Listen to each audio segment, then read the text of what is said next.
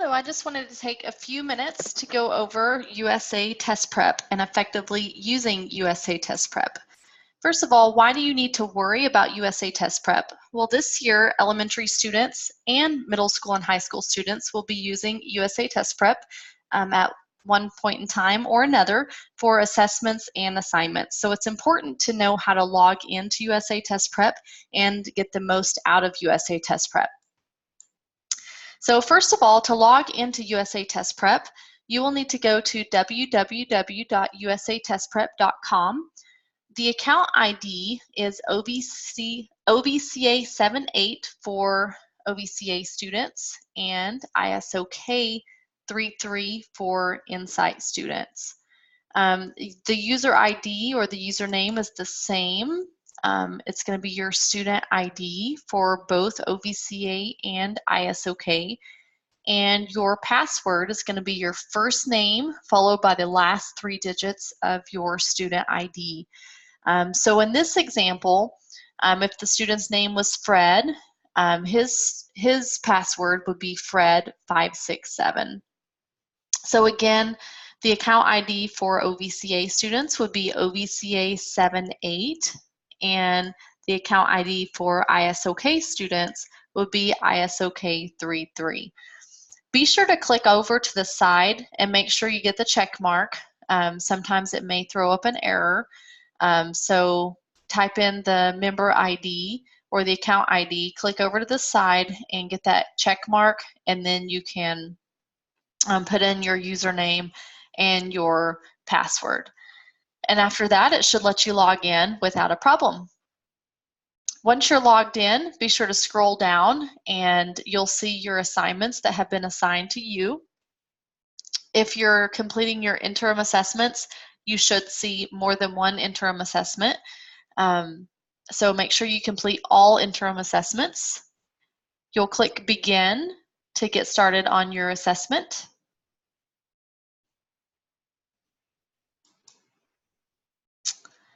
One thing I do want to point out is to be sure to click the appropriate grade level to make sure the correct classes are showing up once you log in. So this example, I have a 5th grade student, and this student would be sure to click the Oklahoma Elementary School. They wouldn't want to click the middle school or the high school because middle school and high school's courses would show up here, and they would be really confused. So be sure to click Oklahoma Elementary School if you're an Oklahoma Elementary School student. Click Oklahoma High School if you're a high school student, middle school if you're a middle school student. So the correct courses show up and it reports to the right teacher and all is good. Once you're logged in and you have the grade band selected, scroll down to locate the assignments in the course so you can see your assignments right here, and click Begin to begin working on an assignment. So you'll click Begin and it'll pull up that assignment. To see work that has been completed but is no longer on this viewing area, click the Graded Work tab.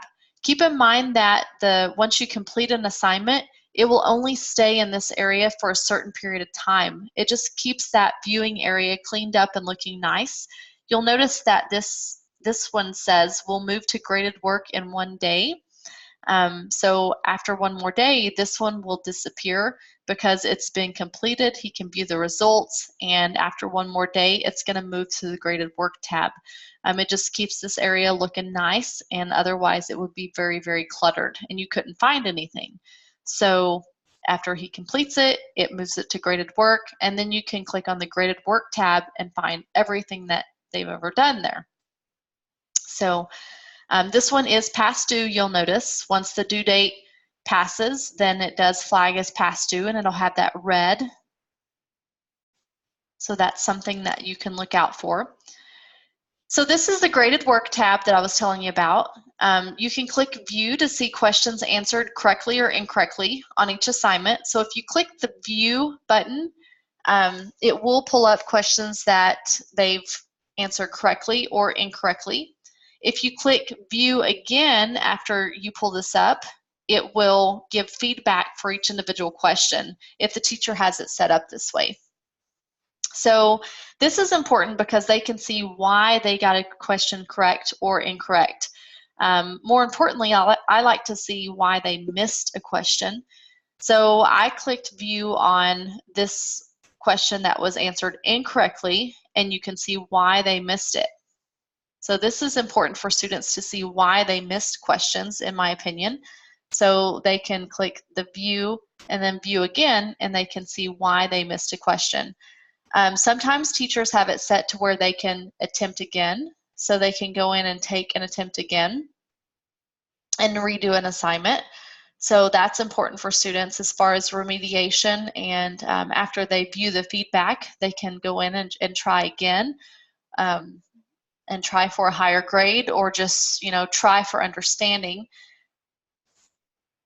So when viewing assignments, they can also, on some assessments, they can also click these exclamation points. So you can see down here, they can see their feedback on the assignments, but then they can view by standard up here. So they can look at the standard, and then they can click on the exclamation point, and it says that they need remediation in that area. So I think this is really important because they can do one of three things or all of three things. They can watch a video in that area, so that they really need help in that standard, so they can watch a video, or they can review vocabulary, or complete practice questions. Keep in mind, though, that practice questions may not have been assigned by the teacher. The teacher can go in and assign practice questions, but if they do not assign practice questions, then these may not be graded. So just keep that in mind. I've had students come back and say, well, I did these questions, but I didn't get a grade for them. Well, you didn't get a grade for them because they weren't assigned. So just keep that in mind. Some students think that they have to get a grade for everything that they do, and in this case, they may not get a grade for these, or they probably won't get a grade for these, because this is just them trying to understand why they missed what they missed and improve on that. So they're just there for the student benefit to help master a content area and grow from that. So just keep that in mind. You can, you have that option, but they may not get a grade for it. There is incentive, I can show you in just a moment, but it's not a grade incentive. So what other ways can USA Test Prep be helpful? All lessons are handpicked and are aligned to Oklahoma State standards. Students that will be taking the state test in grades 3 through 8 and 11, USA Test Prep does help them prepare for state testing. So it is recommended to look for areas of weakness and get your dots green. So again, this is 5th grade. If you are in a high school class, you can hover over and look for your subject area. So you would just hover over this and go to your specific subject that you need to be working on, and then go down and look for the dots. So it's the same idea.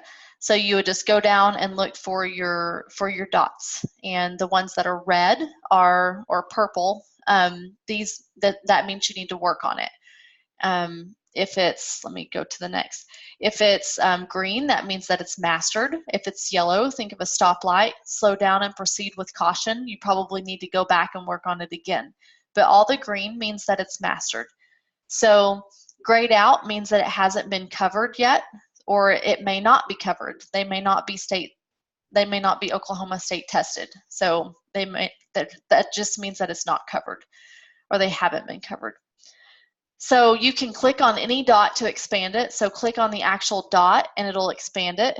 There are flashcards. So if there's vocabulary is something that gives your students problems, then there are printable cards. So you can pick and choose the vocabulary terms that you want to work on and actually print vocabulary cards.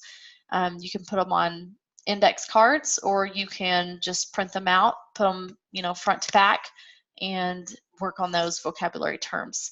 So I am going to go back and show you, there's an arcade. There's a game arcade that you can click on, and everything that you do in USA Test Prep gives you tokens. So that can be your incentive for doing those additional items. So if the student is driven by games, you can say, okay, well, if you do such and such, then you can go play the arcade. I'll give you so much game time. And this, most of them are 2 to 4 tokens. So this student could play several games because I don't know that he's aware of the arcade, obviously, because there are several tokens there. So that's something that you can use as an incentive. So anyway, if you have any questions or need help, please reach out to your teacher or your CFA, and I'm sure they would be more than happy to answer any questions. Thanks so much, and I hope you enjoyed this tutorial. Have a wonderful day.